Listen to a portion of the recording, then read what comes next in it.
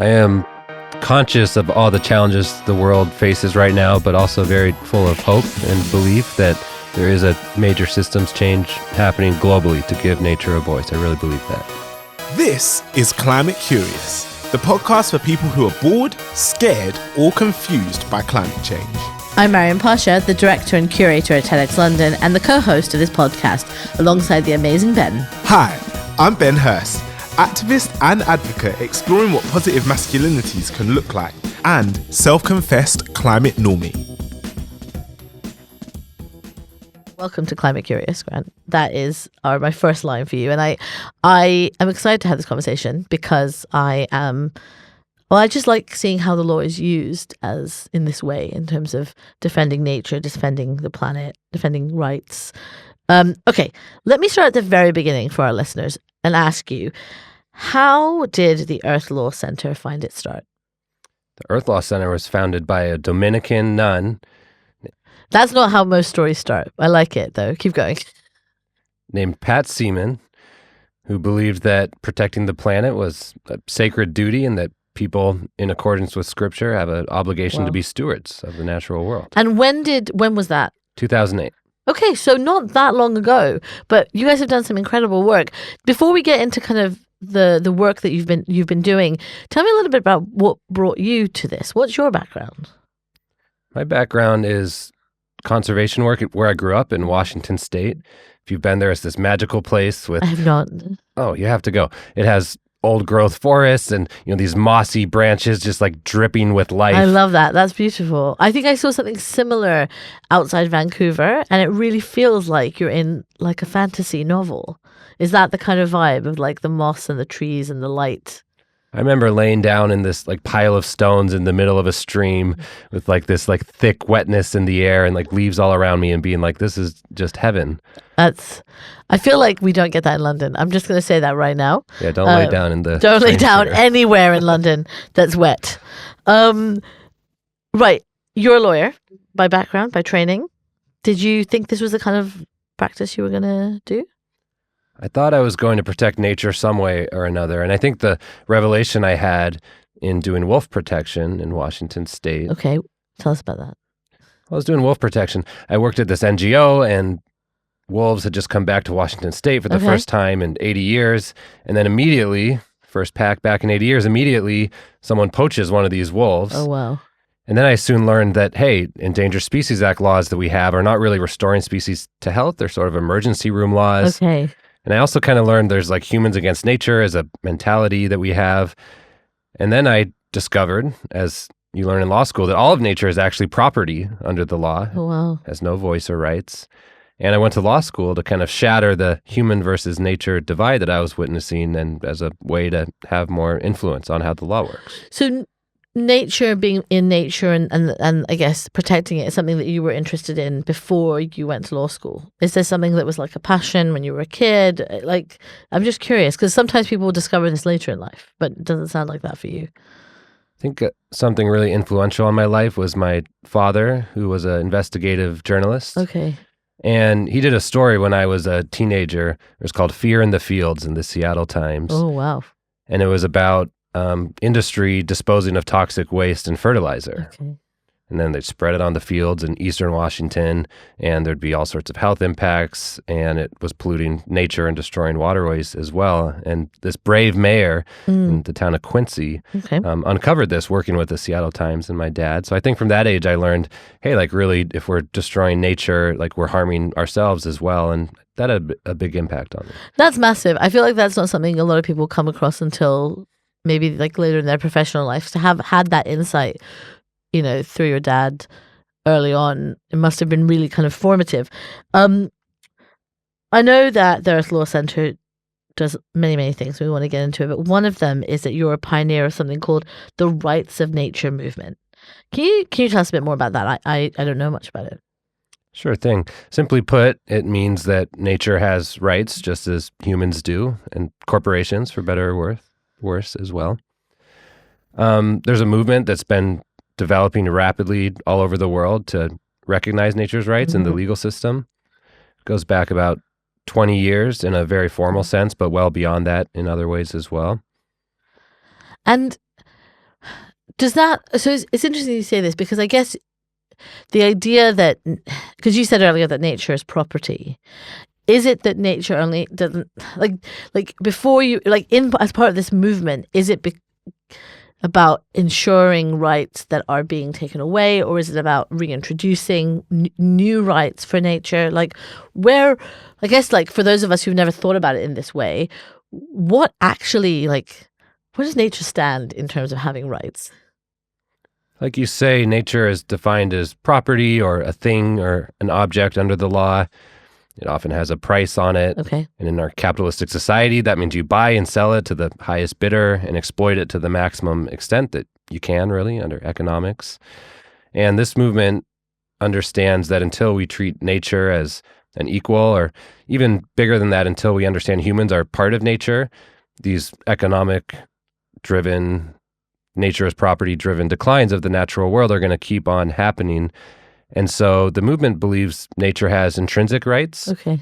Its rights come from its existence, just as human rights come from our own existence. And so oftentimes you'll see rights of nature advocates say, we are working to recognize nature's rights. They exist, and we're working to bring that truth and reality into the legal system through new laws. That's interesting, because actually my background isn't climate. My background is human rights. I did that work for about 10 years. And so it's really interesting to think about it in that way. Tell me a bit about some of, well, first of all, I'm really curious, like how many of you are there at the Earth Law Center? Like, is it just you? Is it a big team? Like, I'm just, and where do you work? Is it across the world? Like, or is it mainly in the US? We work across the world. There's almost 20 of us now. Okay.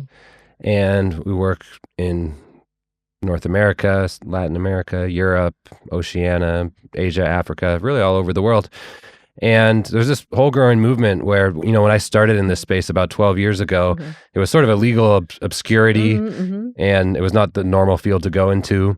But now you see this wave of students learning about it in law school, and there is so much interest in this space. And, the smartest law students now don't want to go work for the oil company. They want to give a voice to the planet and be part of the solution. So we're growing as quickly as we can. That's pretty exciting though, right? Like I remember, I think when I was coming through university that the cool kids went to do human rights law. I guess now the cool kids want to do nature rights law. I think they're cool. I think they're cool too. Right. You've been doing this work around the world. Tell us about some of the wins. Tell us about some of this work. Like, so maybe some of the stuff you've worked on or some of your favorite pieces of work. We just had a big win in this last year in Peru that I'm really, really excited about. Great. It's on the rights of the Marañón River. Okay. It's this amazing river that starts in the peaks of the Andes and then flows through these canyons that are deeper than the Grand Canyon, and then flows into the heart of the Amazon and becomes the major tributary to the Amazon River. And it's a sacred river. And for decades, there's been a struggle led by indigenous women, including the Kukama indigenous woman, to protect it from oil spills, which are regular on the river. Why?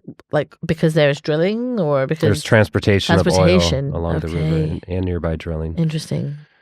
And they're also working to protect it from infrastructure because it's also a channel for boats. Right. And they had a lot of successes, but they brought a case just a couple years ago, the Kukama indigenous woman, to protect this river. And Earth Law Center supported this by bringing in rights of nature arguments to the court. And the court declared in a landmark judgment that this river is not a thing, it's not property, it has rights, such as a right to flow, a right to be free from pollution. Wow. On and on. And then these indigenous women who were the cultural guardians of the river for so long, who spoke for it, not legally, but culturally, were amongst those who are to be the legal guardians of the river, like a child would have a legal guardian.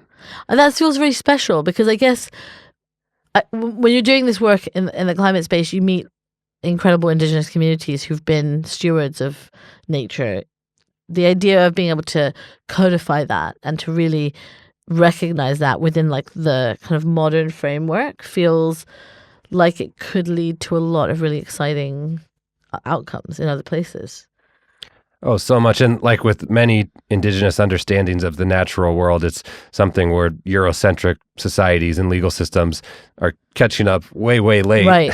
after we've already plundered a lot of the earth. But it's not too late to adopt some of these understandings that nature is something that's sacred and we need to protect.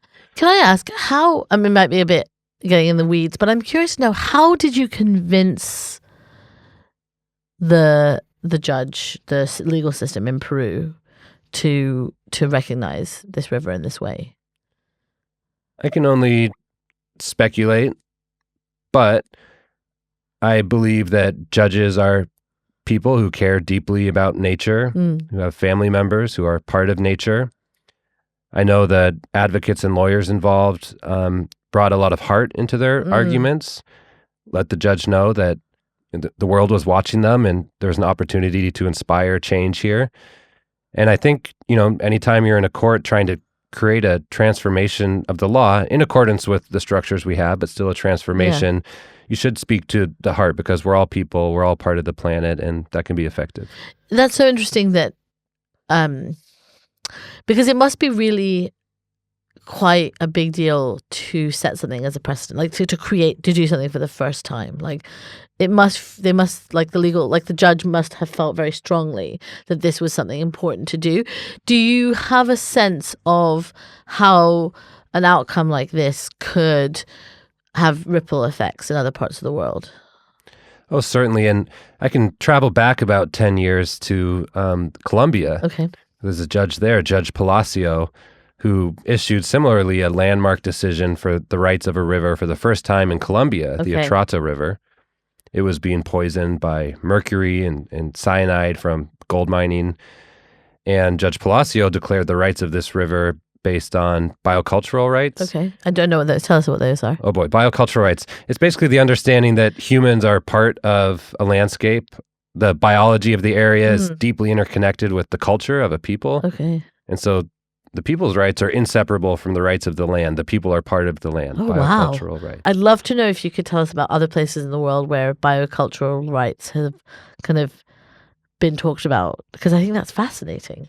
It is fascinating. As a movement, it's pretty strongly focused on Latin America. Okay. But there's other names for it, I think, in different places around the world. In New Zealand, the indigenous Maori, including the Wanganui iwi, and iwi means tribe, they say, "I am the river and the river is me," which means I am inseparable from the river.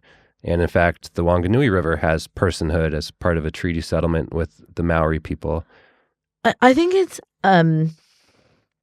quite incredible to be able to start to unpick some of the very, I guess, it is Western or capitalist or whatever you want to call it, kind of distinction we've started to create between people and nature by using the very tools that are often used to divide it. It's true. And I think, we know scientifically that humans are part of nature. I think we know that in our hearts. But the law very clearly separates the two, and the divide could not be larger. So that's what this movement's all about. In Peru, when was this verdict, this new precedent that was set? You said it was the one in the Maryam River just last year. Have you seen yet some of the consequences of something like that, positive impact of that kind of outcome? Or is it too soon to see? I see new campaigns popping up. Okay. So there's a lot of support for rights of Lake Titicaca now. Okay. And there's also a campaign in Peru for rights of stingless bees in the Amazon, which are an amazing, amazing species. And I think that those two campaigns have a lot more momentum behind them because of this one big win. And this win in Peru with the river, does it mean now that companies have to can be held accountable, or there are certain things they can or cannot do? What is the real world impact of a verdict like this? Is two things. One is that the court ordered the government to address these oil spills that have been going on for generations. Okay. And so they'll have to report back and say, hey, we listened to the judgment. We've taken these measures in defense of the rights of the river. Okay. That's part one.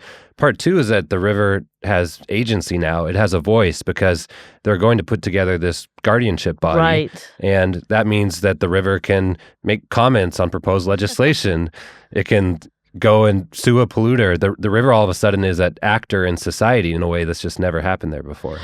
That's quite incredible because I guess it also allows, like, it becomes another vehicle for Indigenous communities to have a voice in what's happening around them. That's a big part of this. Frontline environmental defenders have such a hard go at it. They're subject to so much violence and murder on occasion, and they're defending these territories that are part of themselves, part of their people. It's their own right as well. Yeah. And this can give them a new tool to better protect these ecosystems and have more authority to speak on their behalf in new ways. Take us back to the Colombia story. I'll take you back to the Colombia story. So in the Atrato River, in the Choco region of Colombia. I love that you know all these. I'm very bad with names of anything, so I'm very impressed so far. Well, it's fresh in my mind because just yesterday I was hanging out with, now I'm kind of spoiling the end of this story. Okay, that's okay. But just yesterday I was hanging out with the guardians of the Atrato River in Northern Ireland, advocating and supporting the rights of Lough Neagh. Oh, that's very cool. As we keep jumping around, but you mentioned that you were in Ireland yesterday and doing some work Northern Ireland. That's quite close to here. Tell us about that work. So I was in Belfast the last couple of days, and there's this amazing connection where the legal guardians of the Atrato River in Colombia came and visited Belfast to share their experiences on the rights of nature. So does this mean that people in Belfast are considering using that, like trying to create, I guess, how do you say it, using that law locally in Northern Ireland to protect some of the lochs or the areas in Northern Ireland? There's a discussion specifically around Lough Neagh, which is the largest loch or lake anywhere in the UK, in Northern Ireland, on the island of Ireland. It's this amazing water body, and I had the chance to go out on it on a boat and learn about it. There's these European eels that are elsewhere in Europe as well that live in the loch for up to 20 years, and then they take off and cross the entire Atlantic. What? Cross the entire Atlantic, and then they spawn out there, and then their offspring are these like little tiny creatures that can't even swim yet, and they float all the way back across the Atlantic, and then like grow up a little bit and find their way back to Lough Neagh or wherever they came from. It's amazing. That's kind of incredible. That's incredible. I mean, you hear about it with birds, right? Like these massive, like 10,000 kilometer journeys that birds make. But that's amazing. And okay, I'm like very in awe of this creature. Yeah, these eels are awesome. And then, but they're declining rapidly. One of the reasons is because there are these amazing flies there, Lough Neagh flies, or midges as they call them. And they used to be so thick that they would describe it as like, like a darkness or like black sheets. Yes. It was just like this huge amount of them, and people were, some people were kind of annoyed by them, but they're disappearing as well. And in the place of some of these species are zebra mussels, which have kind of taken over the loch. Okay. And there's a lot of pollution as well from runoff, algae blooms, and this lake is really suffering. So there's been a discussion on what would rights for the loch look like, and even there's a owner of the lake bed and the shoreline. It's the Earl of Shaftesbury. Oh yes, we have our landed gentry. This part of the world. The Earl of Shaftesbury, and he's interested in like what would it look like if I basically gave this lake to nature. Community members are talking about it, so there's a dialogue. That's happening. Incredible. That's really incredible. Yeah, because I think you do have in the UK the kind of historical owning of the land by these kind of, I guess, what do you call them here? No, what are they called? Owning of this part by the aristocrats. What am I thinking? Well, the elites, right? The group of people who were kind of bequeathed parts of the country at various points, and so they do have the power to be able to do this kind of stuff where in other parts of the world it's not as possible. So it could be a positive outcome. It could be. And I'm noticing in lots of places in the world, there's a new generation of wealth holders who have immense, unimaginable wealth, and their goals are, not to maximize that wealth per se, but to do good transformative things for the planet. So more and more I'm having discussions with people who do hold that wealth, which, money has a soul, as Lynn Twist wrote about in The Soul of Money, and it's power that you can direct to, innovative, world-changing things. And so I'm hopeful that lots of people around the world with that wealth, with that power, owning vast areas of land, will begin to look at some of these ecocentric law solutions. That's awesome. I'm on board with that way of thinking. I think that's really good. Thank you. Is there anywhere people can find out more about this particular work? Well, you can Google Rights of Loch Ness. There was a BBC Northern Ireland interview about it yesterday. Fantastic. And then the University of Belfast Law School has been hosting dialogues about it along with other stakeholders there. So incredible. Look around online. Great. Thank you so much. That's really cool. Now we go back to what we were talking about before. Okay. And then Josie, that was really interesting. What would you like about the rights? So I think the bit about the rights of nature movement was really good, but I'm just wondering, I'm just trying to flip into people's minds of like, should we maybe just explain to them what an eco-crime is first? Because I think sometimes would people maybe be thinking, well, how do these things get applied? Like in what situations? Mm-hmm. Like give an example of a rights of nature case. Yeah. Give a broad overview and then mention a case. Well, I guess maybe interestingly from your question, it's that people maybe think that what are the because it's kind of like normally, I guess in like, if you think about the way that we normally understand law, someone commits a crime and someone has to do something and then the law is applied to it. But rights law is slightly different, right? Like it's about different kinds of rights. Like it's like protecting rights, taking rights, giving rights. And I think that is maybe the thing we could unpack. Does that make sense? That does make sense. And I'd say the rights of nature generally is less about one individual or even a company and more about the government's duty to uphold and enforce rights. So it's not here. So rights of nature is not here about like a person doing a thing that is illegal and then being prosecuted for it. It's actually more about a way of protecting or a way of ensuring that things going forward are done in a certain way. Is that a way to think about it? Broadly speaking, there are examples where an individual is held accountable. A shark finning case in the Galapagos where companies were shark finning. Hey, that violated the rights of nature in that case. But I think the bigger picture is another case. This is in Ecuador where there were a bunch of mining permits given by the government. So the government said, yeah, go ahead. And there was a rights of nature challenge to it in the Los Cedros cloud forest.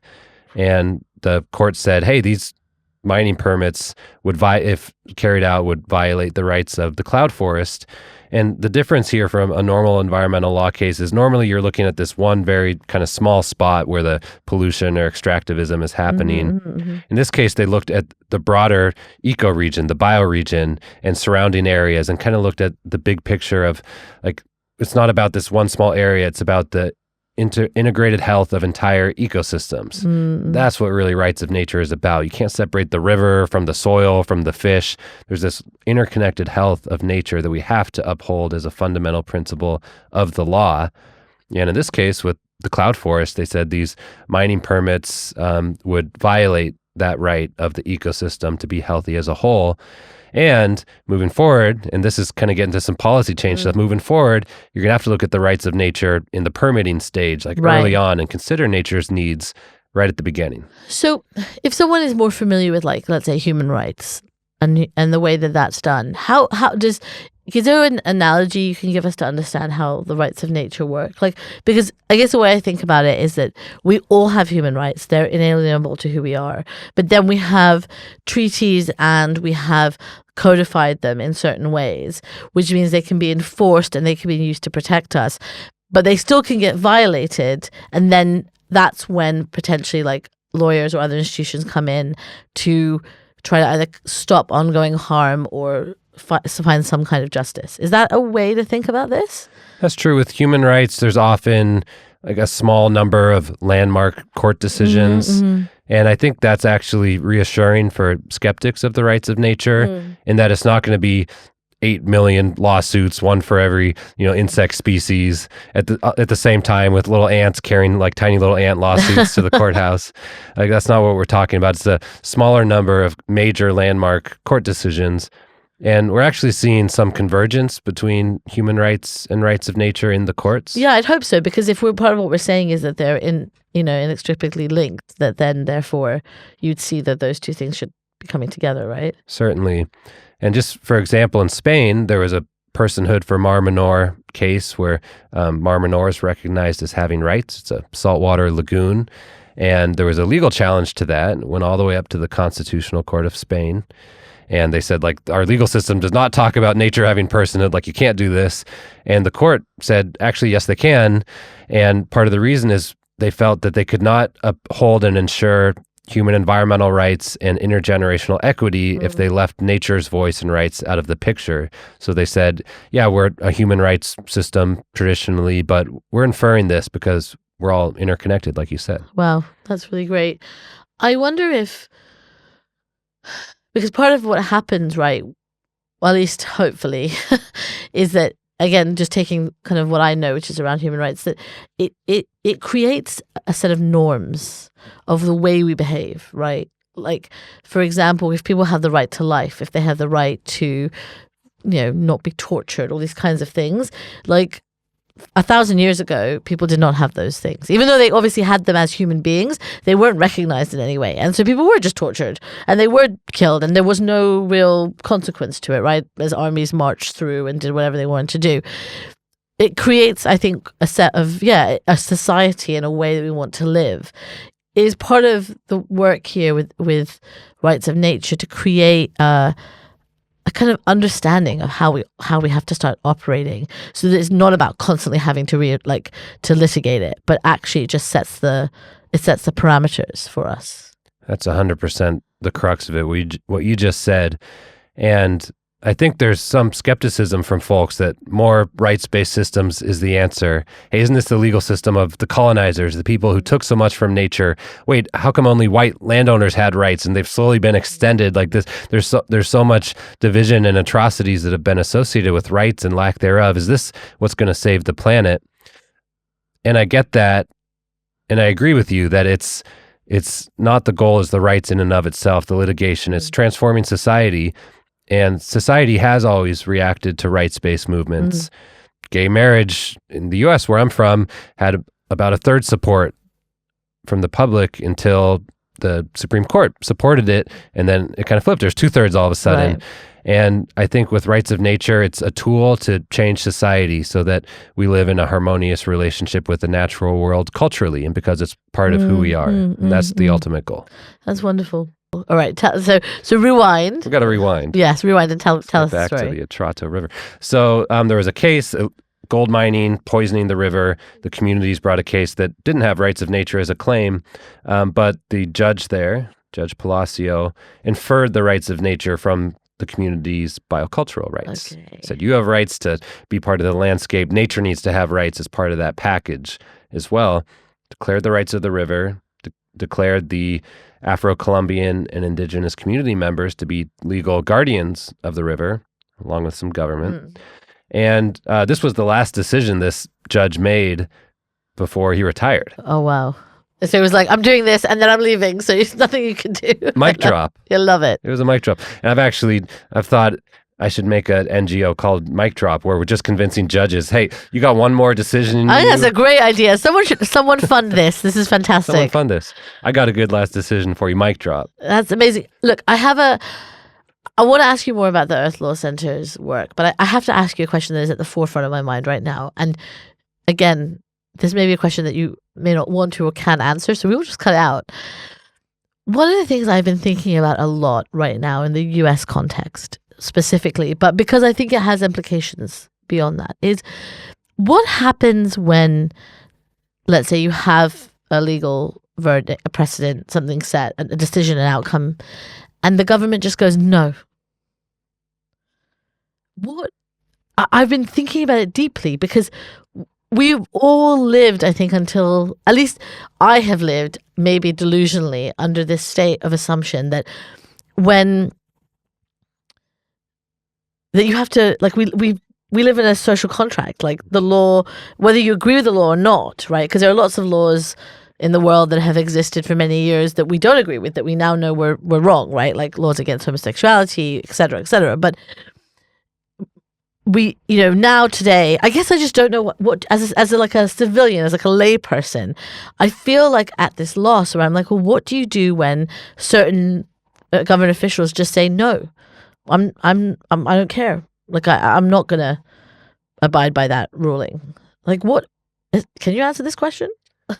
It's complicated. Yeah, I think that does show the need for a very strong judiciary. You need judges who are ready to enforce the law. And that's why we spend so much time trying to train law students and future judges in these movements as well, because their buy-in is essential. But, generally, sometimes I do wonder, like, does might equal right? Does having that power just mean you can do whatever you want? But then I find reassurance that who's mightier than nature.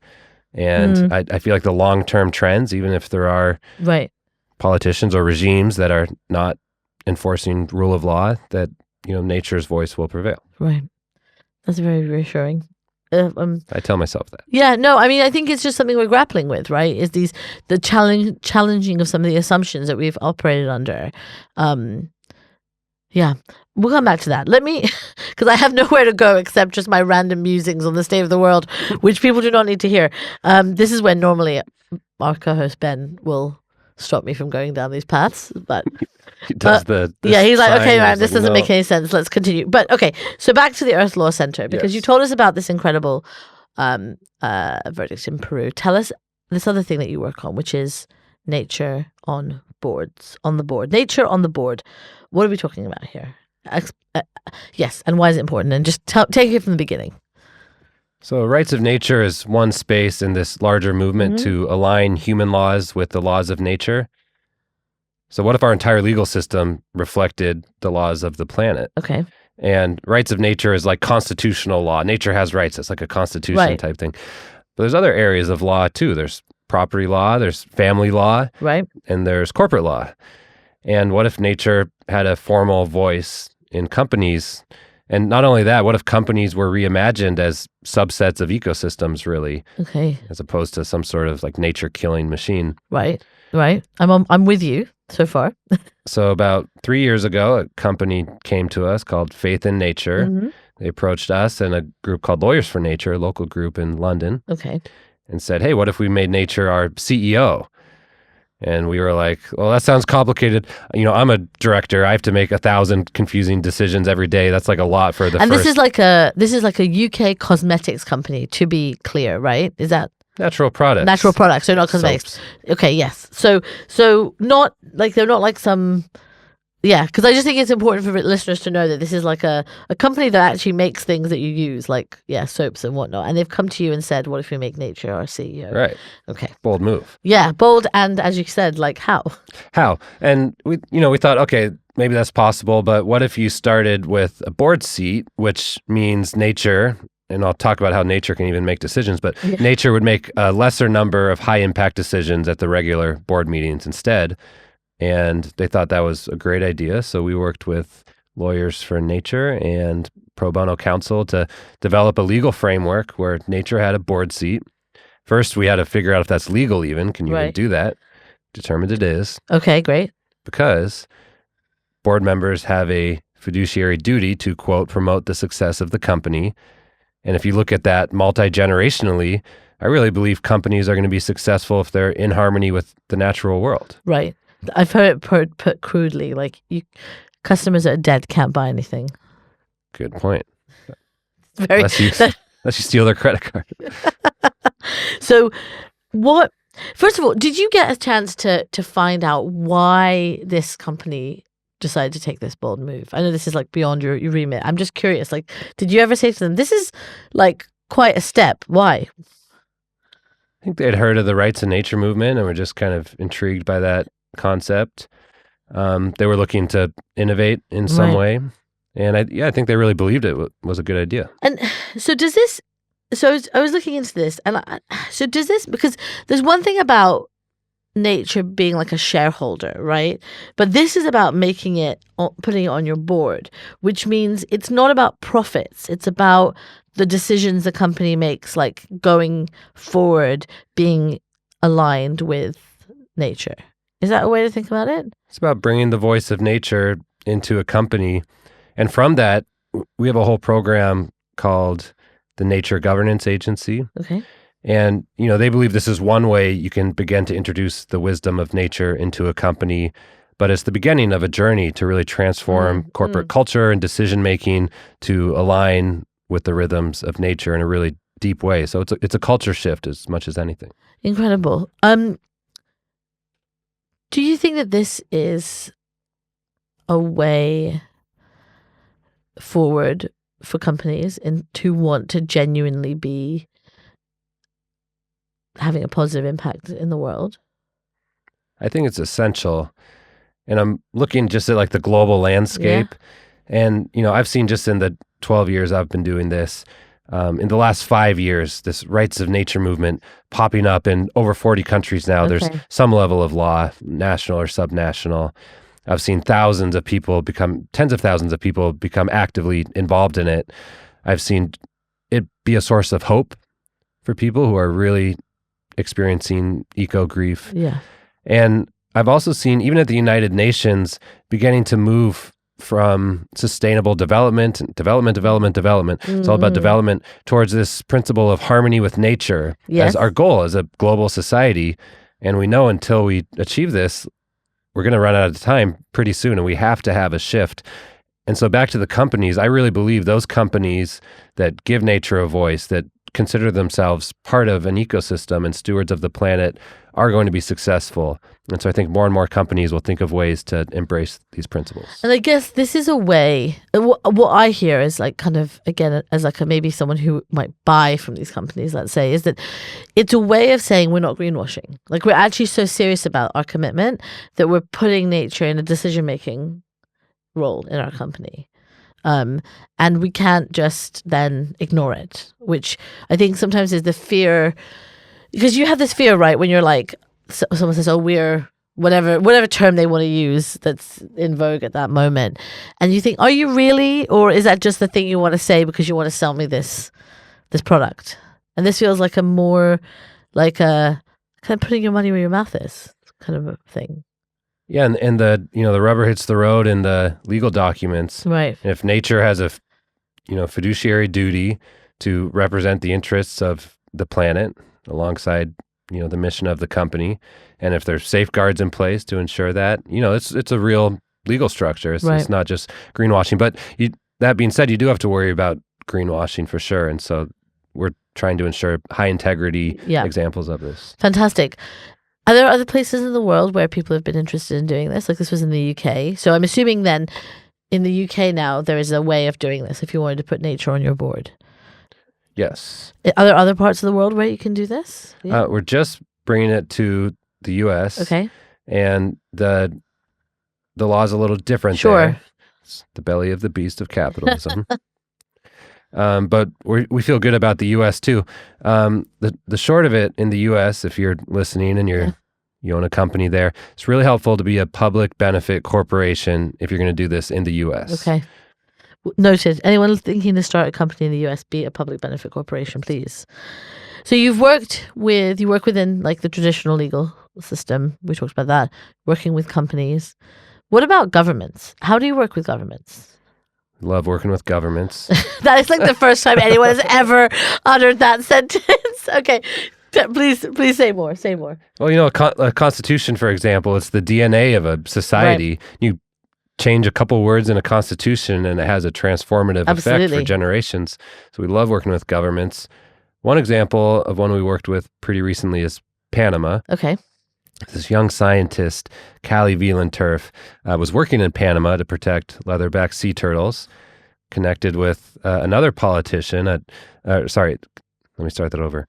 Callie connected with a politician, a young 26-year-old at the time, aspiring environmentalist, changing the system, Juan Diego Vasquez Gutierrez.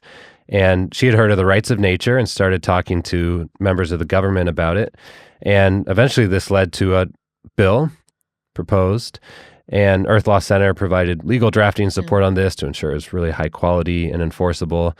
And it passed about 3 years ago now. Okay. And I thought it's so cool. It was, a young scientist, a young politician. Yeah. Our lawyers working on it were all, 20s and 30s. And they put forward this dream of, hey, what if nature has rights and a voice? They also introduced these cool new legal principles like in dubio pro natura. Okay, say more. When in doubt, protect nature. Oh, that's really good. I think I see a line of merchandise coming out with that on it. Some cool Latin. Yeah, I love that. Do you find that I feel like listening to you, you're really excited about the potential this work has and the impact it has, not just potential, but like its real world impact so far and its potential for the future.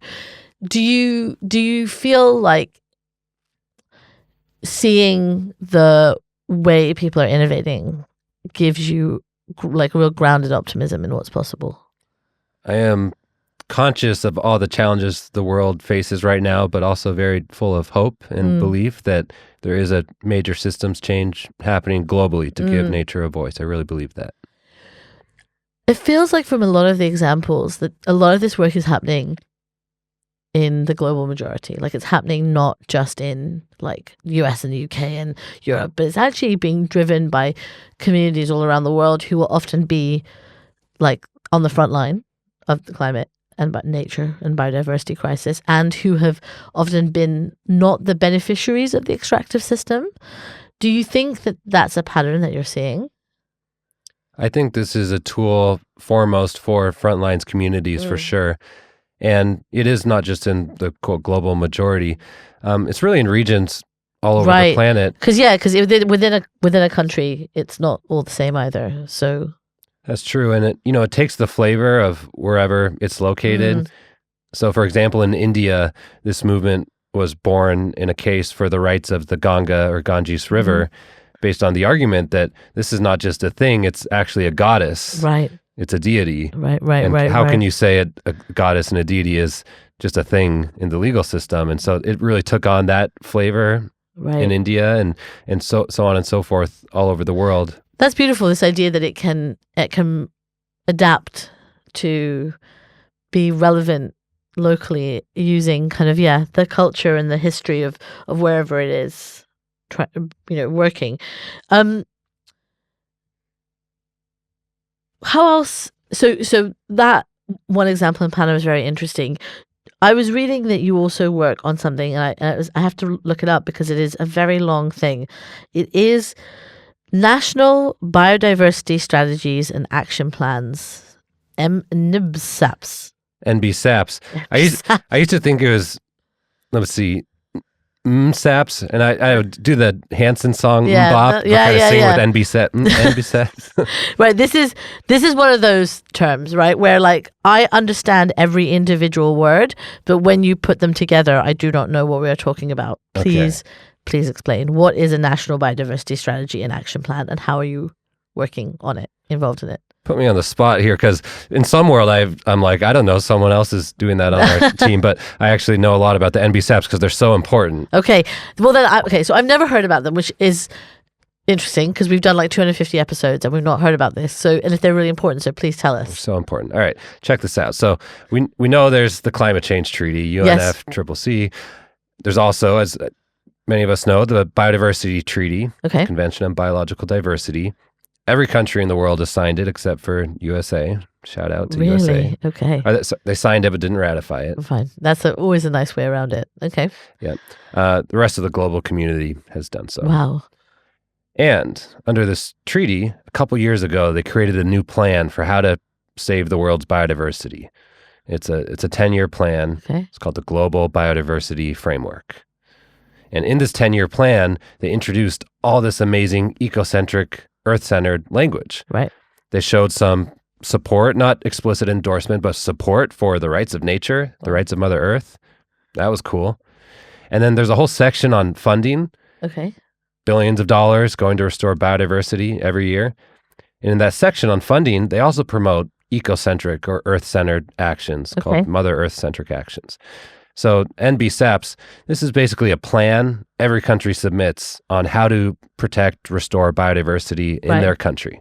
Right. And now they can submit, as part of that, rights of nature projects, ecocentric law projects and even get funding from this international funding source to implement those.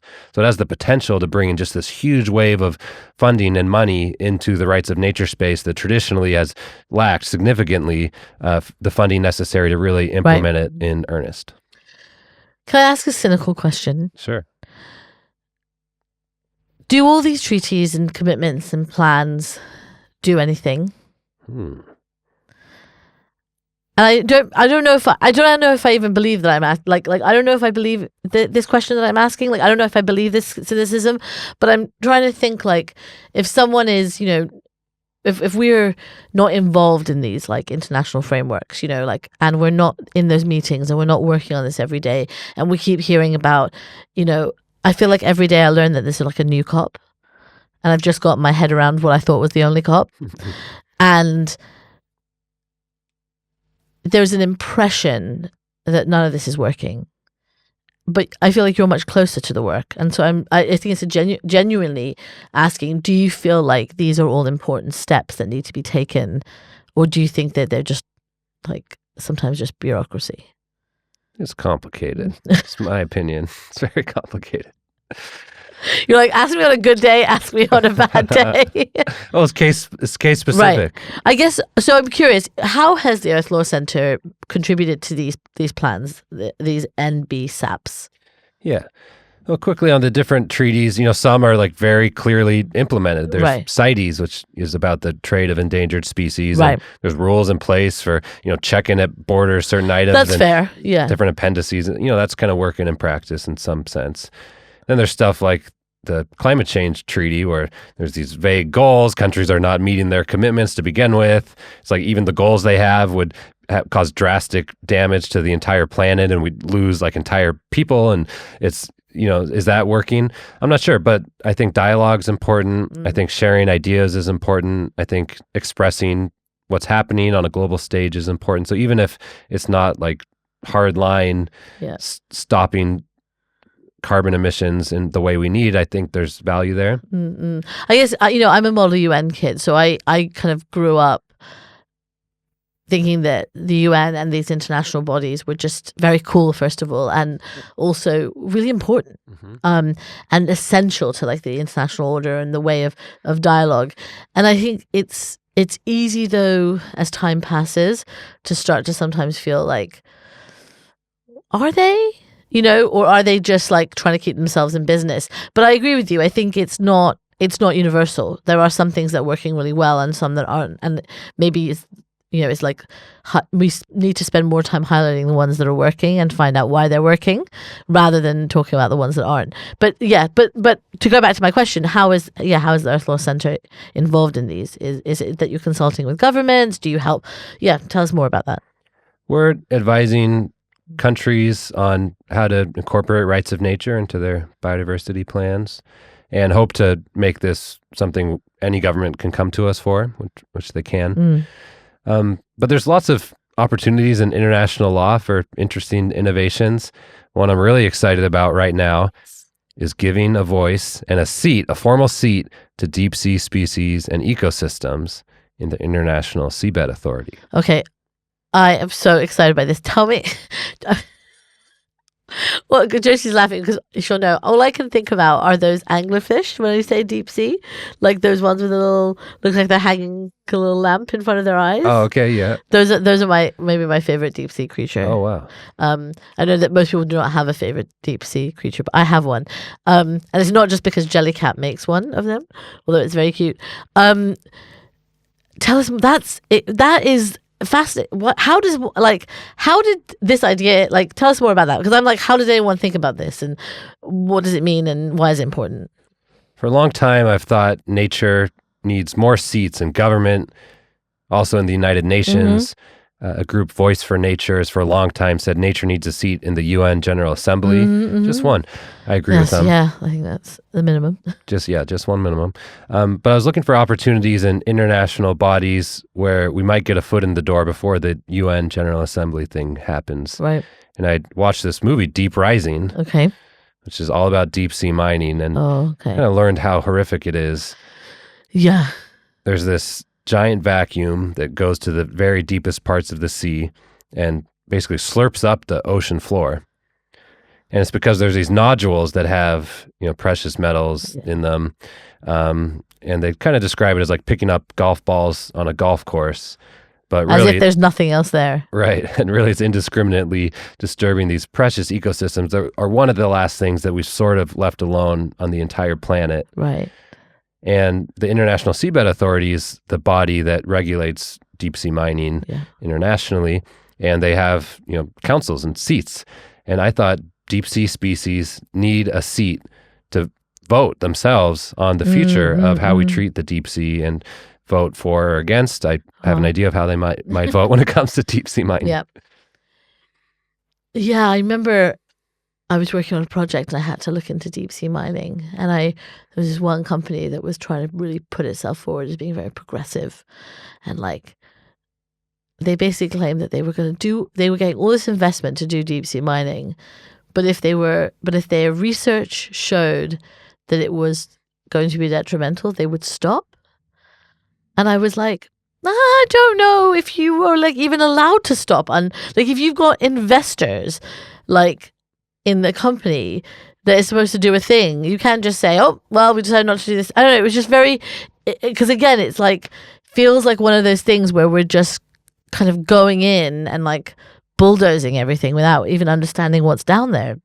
And we can't really. I mean, it's not possible to have like a clear understanding of what the impacts are going to be at this moment. Yeah, that's very exciting. Okay, tell me about something that you know is coming up or that you're working on in the future that is really exciting at the moment.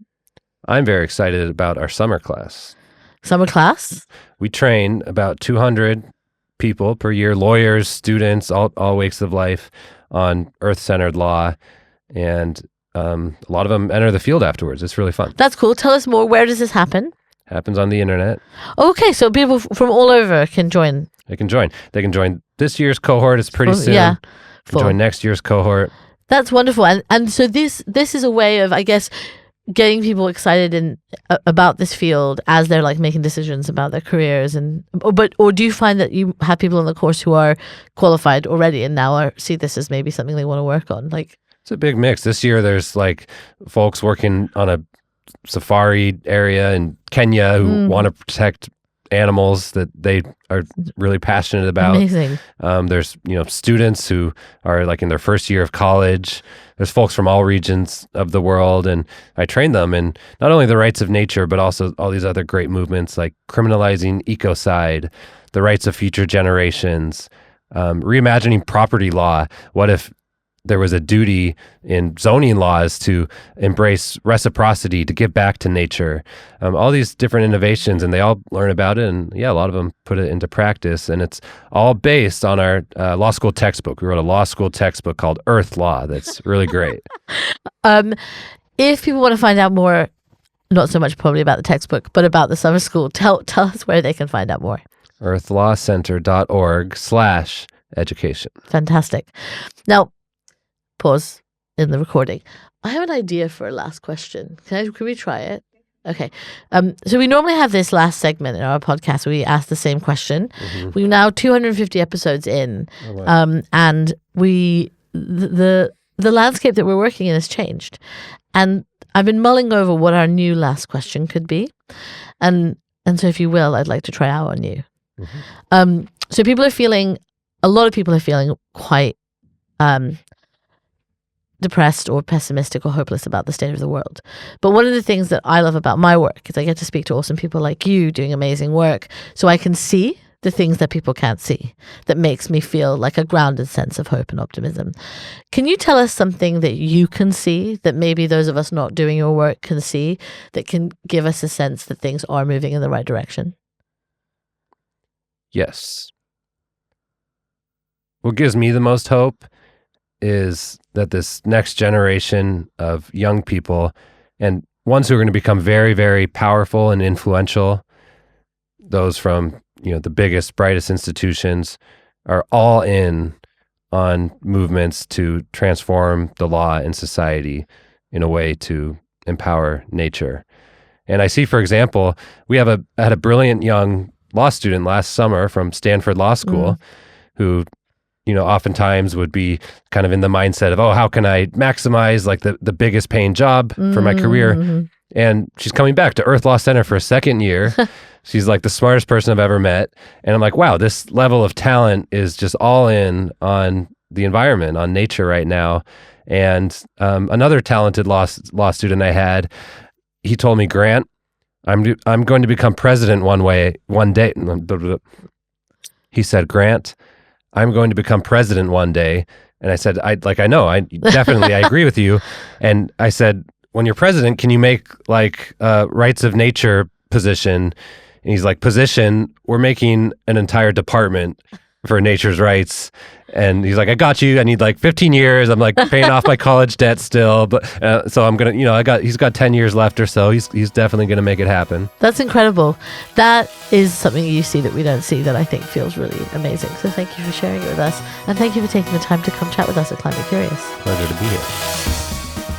Thank you for joining us this week. We really hope you enjoyed this episode. If you did, please hit the follow button to make sure that you get next week's releases. And why not reach out with your very own climate confessions? While you're at it, please leave a rating and a review. Now, let's shout out to our fabulous team behind the pod. Executive produced by Josie Colter. Produced by Ben Beheshty. Music also by Ben Beheshty. Communications by Tara Cooper and Izzy Gladstone. Curation by Deesha Chandra. Hosted by Ben Beheshty. And Maryam Pasha. And remember, stay curious.